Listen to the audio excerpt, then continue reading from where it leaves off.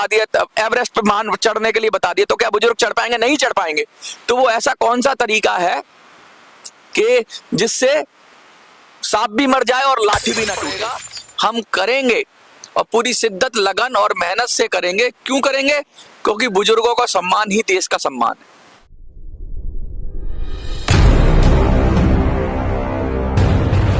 EPS 95 एक ऐसा मुद्दा जो सालों से लटकता आ रहा है, सालों से पेंडिंग है, और बहुत प्रयास हुए या प्रयास करते हुए दिखे गए लोग, लेकिन अभी तक इसका कोई हल निकला नहीं है।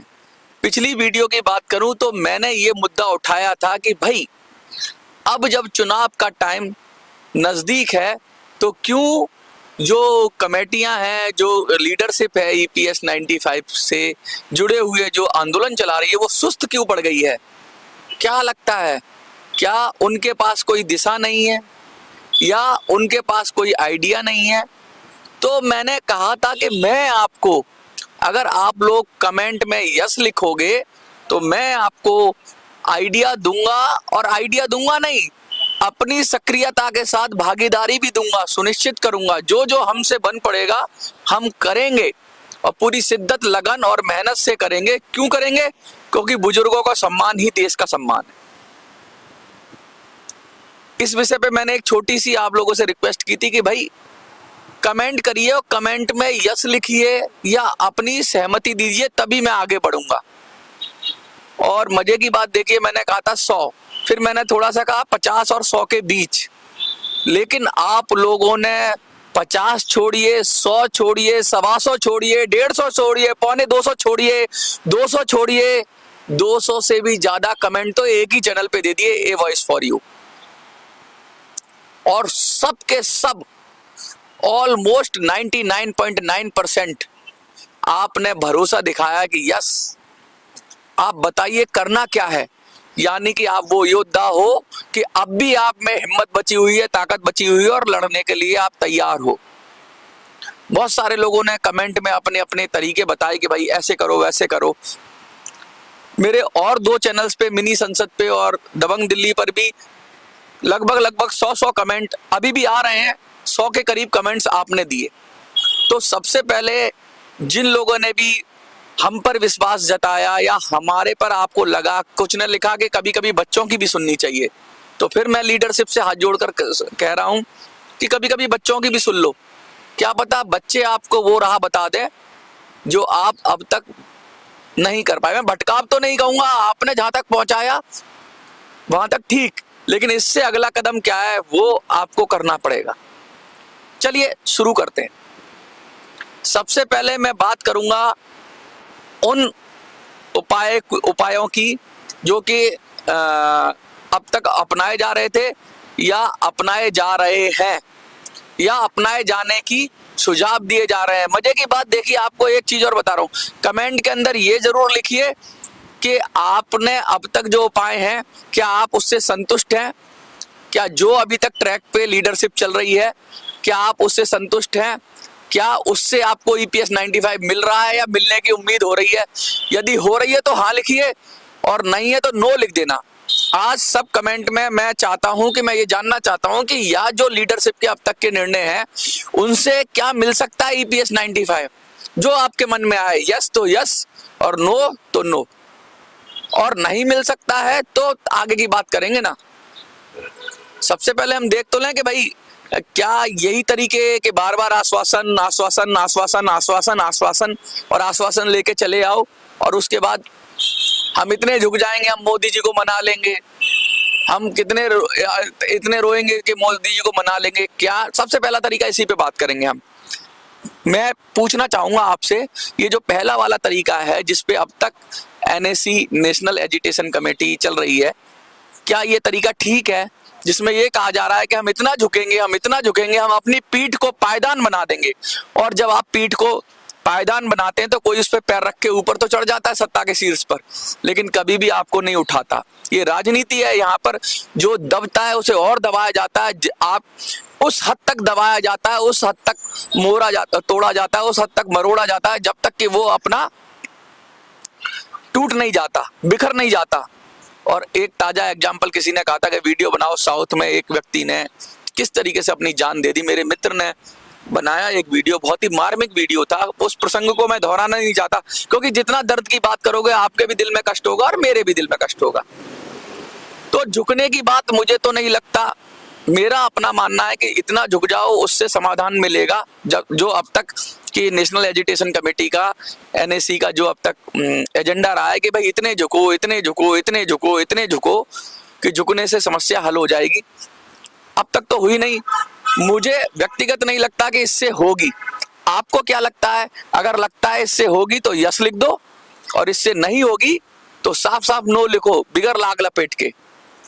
जब आप नो लिखोगे तभी तो लीडरशिप को पता लगेगा कि भाई कुछ आगे सोचो, कुछ आगे करो। चलिए, एक मुद्दा ये हो गया। दूसरा मुद्दा, दूसरा जो विचार आया, एक भाई ने हमारे ने विचार दिया, या एक नहीं कई लोगों ने ये विचार दिया कि भाई ऐसे काम नहीं चलेगा, आंदोलन करना पड़ेगा, रेलें रोकनी पड़ेंगी, बस रोकनी पड़ेगी, और हमें जगह जगह धरना प्रदर्शन करने पड़ेंगे, उग्र आंदोलन करना पड़ेगा, हमें गांधी नहीं हमें भगत सिंह बनना पड़ेगा, हमें चंद्रशेखर आजाद बनना पड़ेगा। तो मैं फिर कहूंगा एक बात। सबसे पहले मैं बताऊं कि संख्या बल की बात करूं। कहते हैं कि हम संख्या बल बहुत है, ईपीएस 95 का 85 लाख है, लेकिन सब बुजुर्ग हैं, असमर्थ लोग हैं। और असमर्थ लोगों से ये कहो कि आप सड़क पर संग्राम कर ले, तो ये तो आइडिया गले नहीं उतरता मेरे। कोई युवा होते, स्टूडेंट्स होते, और उनसे कहा जाता कि भाई खड़े हो जाओ, लड़ जाओ, रेल रोक लो, ये काम कर लो, तो ये धरना प्रदर्शन युवाओं के लिए ठीक रहता है, उग्र प्रदर्शन उनके लिए ठीक रहता है जिनकी उम्र कम होती है, जिनमें जोश होता है, शारीरिक रूप बल होता है।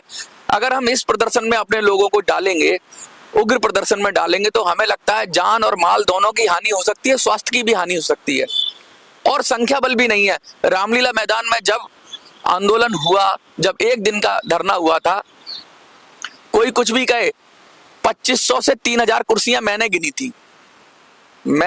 थी कुर्सियां वहां लगी हुई थी, 3000 के करीब कुर्सियां थी, और 3000 कुर्सियों पर लोग बैठे हुए थे।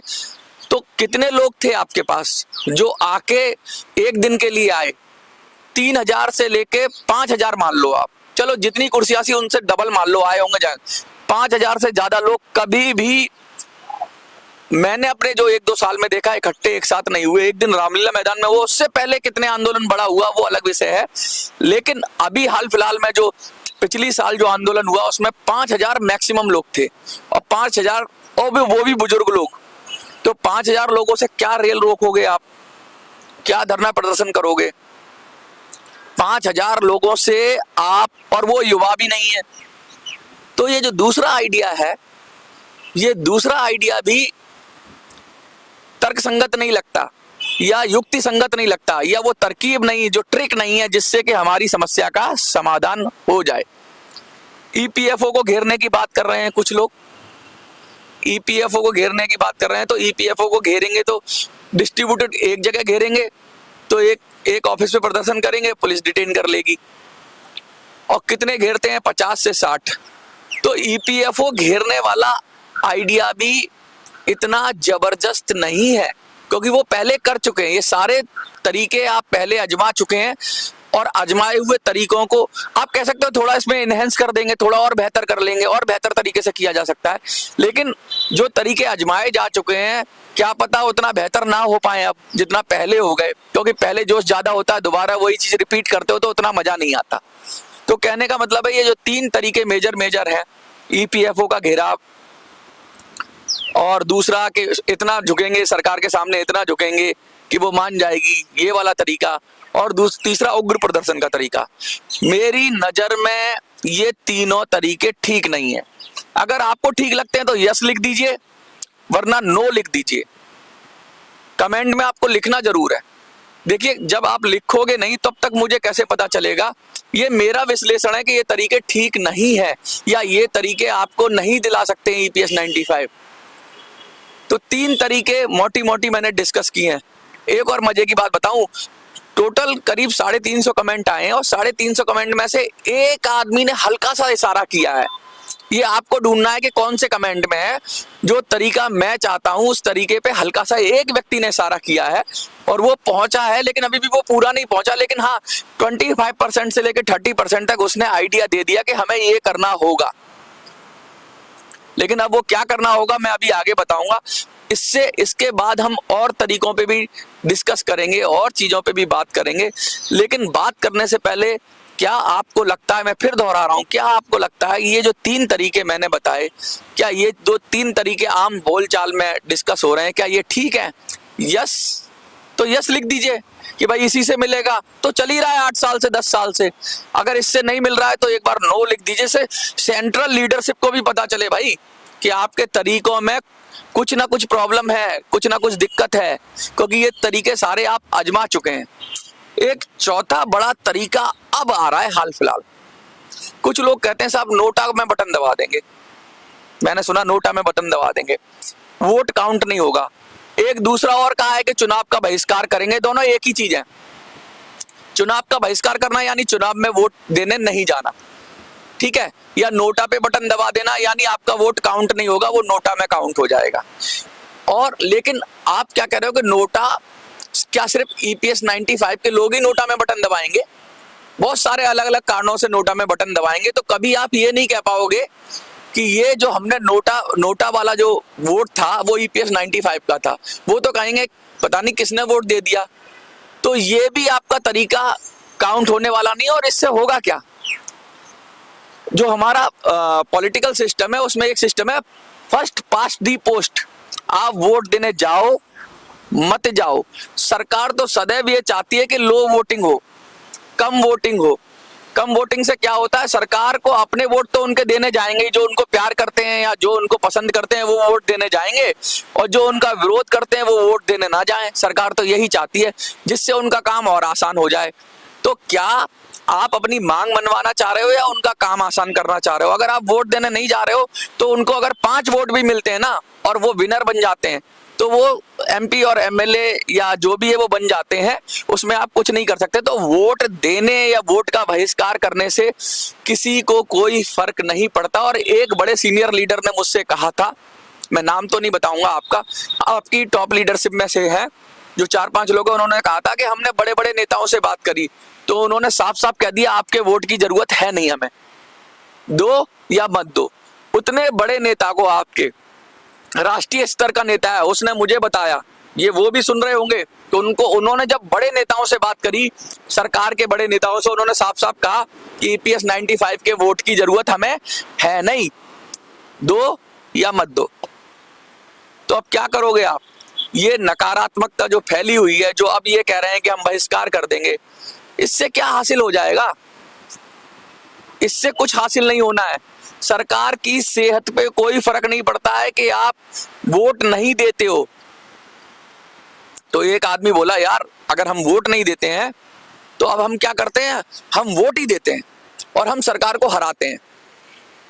एक और नया आइडिया आया। अभी तक मैंने 4 आइडिया डिस्कस किए, चारों मुझे तो लगता है बेकार हैं। मेरी पर्सनल ऑब्जर्वेशन है कि चारों आइडियाज बेकार है।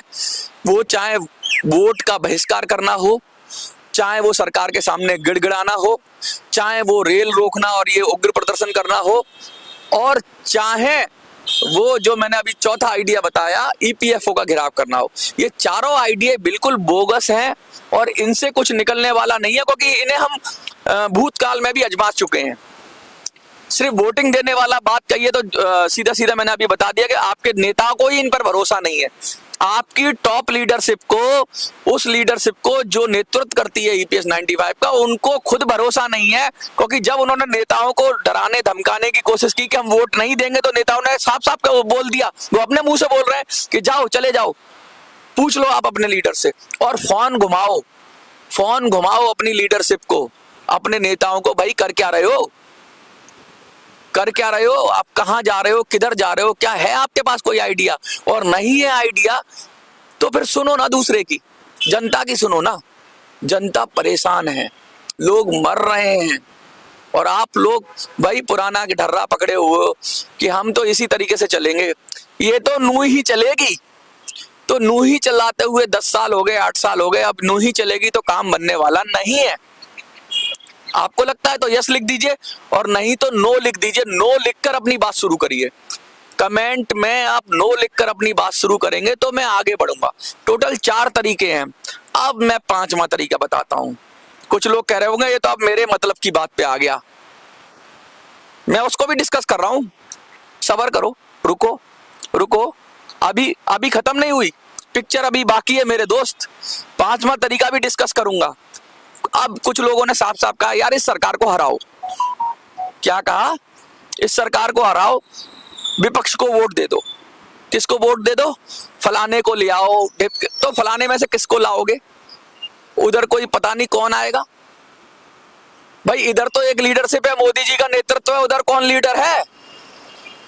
भानुमति का कुनवा है। किसको जिताओगे, किसको हराओगे? फिर बेकार जाएगा वोट।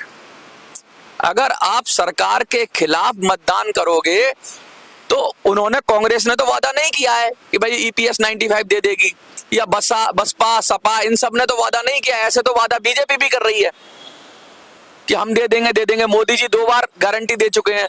तो अब मोदी जी की गारंटी देख लोगे, फिर विपक्ष की गारंटी देख लोगे। और किसी को हराने से क्या हमारा मकसद पूरा हो जाता है?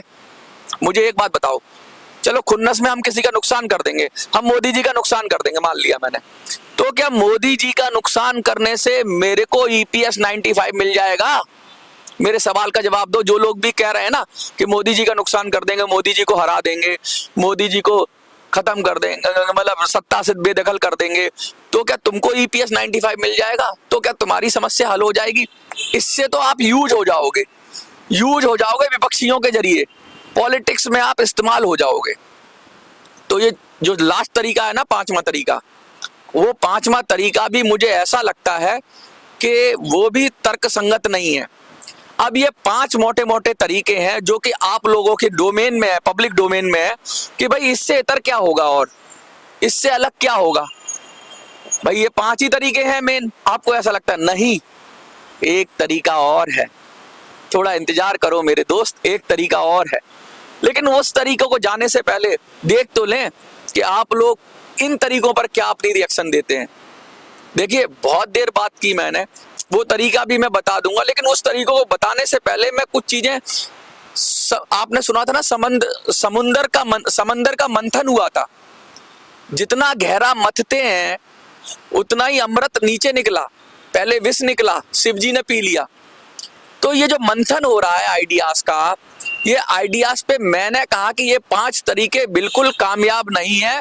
ये किसी का फायदा कर सकते हैं, किसी का नुकसान कर सकते हैं, आपकी फ्रस्ट्रेशन दिखा सकते हैं, आपका गुस्सा इजहार करा सकते हैं, आपको हाय हाय करवा सकते हैं, लेकिन आपको ईपीएस 95 नहीं दिला सकते। ये 5 तरीके कौन कौन से, फिर मैं दोहरा रहा हूं। चाहे तो वो रो के गिड़गिड़ाने वाला तरीका हो, पहला तरीका, ईपीएफओ को घेराव का तरीका हो, दूसरा तरीका। तीसरा तरीका यह है कि आपको मतलब ट्रेन रोकने वाला उग्र प्रदर्शन, तीसरा तरीका।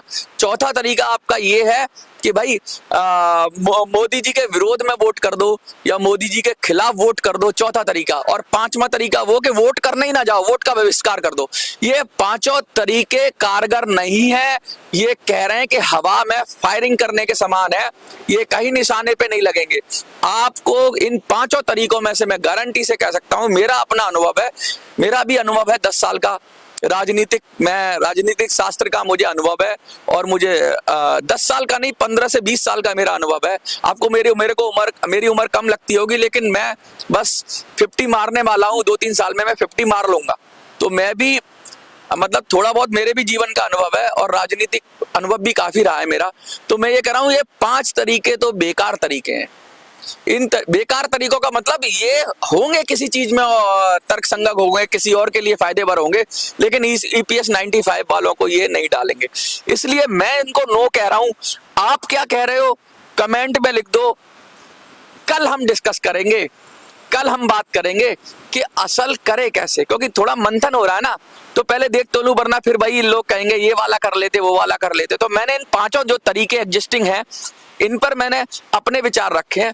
आप बता दो कि भाई इन 5 तरीकों में से आप अपनी तरह से बता दो कि भाई नहीं मनोज भाई आप गलत हो, यस ये तरीका सही है। तो उसमें कमेंट में लिख देना कि क्यों ये तरीका सही है।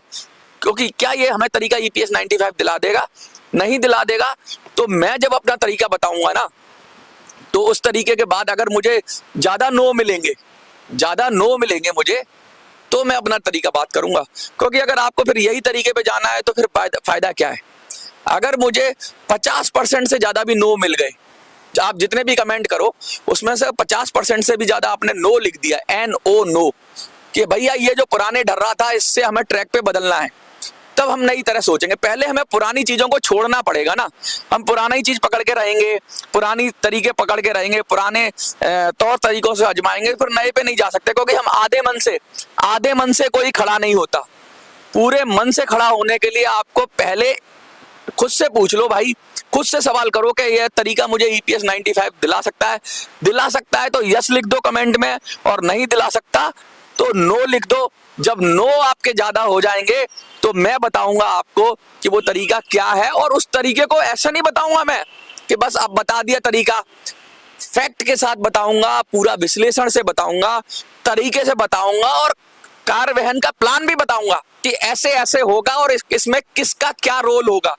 अभी कुछ वीडियोज आएंगी, जैसे कल की वीडियो में बताऊंगा क्या क्या जरूरत चाहिए उस चीज के लिए, उस तरीके को करने के लिए कितनी क्षमता चाहिए, कितने स्तर पे काम चाहिए, क्या चाहिए और कौन लोग कर सकते हैं, क्या बुजुर्ग लोग उसको करने के लिए संभव भी है। जैसे मैंने कोई बता दिया एवरेस्ट पे मान चढ़ने के लिए बता दिया, तो क्या बुजुर्ग चढ़ पाएंगे? नहीं चढ़ पाएंगे। तो वो ऐसा कौन सा तरीका है कि जिससे सांप भी मर जाए और लाठी भी ना टूटे, वो तरीका मुझे लगता है ये वीडियो में मैं डिस्कस नहीं कर पाऊंगा, क्योंकि ये वीडियो फिर बहुत बड़ी हो जाएगी। ऑलरेडी ये 10 मिनट से ज्यादा की तो हो ही गई होगी।